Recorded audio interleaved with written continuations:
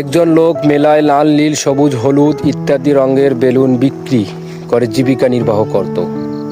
কখনো কখনো তার বিক্রি কমে গেলে সে হিলিয়াম গ্যাসে ভর্তি একটি বেলুন আকাশে উড়িয়ে দিত। বেলুনটিকে আকাশে উঠে যেতে দেখলে উৎসাহী বাচ্চারা বেলুনওয়ালার কাছে ভিড় করে তার বিক্রি বাড়িয়ে দিত।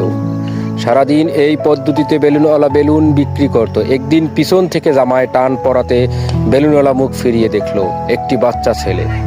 ছেলেটি জিজ্ঞাসা করলো, কালো রঙের বেলুনগুলো কি আকাশে উড়বে? বালকটি অত্যাধিক আগ্রহ লক্ষ্য করে লোকটি তাকে আশ্বস্ত করে বলল, ভাই, রঙের জন্য বেলুন আকাশে ওড়ে না, ভেতরে গ্যাস বেলুনকে আকাশে ওড়ায়। মানুষের জীবনে এ কথা সত্য।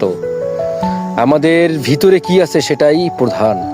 আমাদের ভিতরে যে জিনিসটা আমাদের উপরে উঠতে সাহায্য করে তা হলো আমাদের মানসিকতা। তাই বন্ধু, আপনার মানসিকতা পরিবর্তন করুন, দেখবেন আপনি অনেক দূর এগিয়ে যাবেন।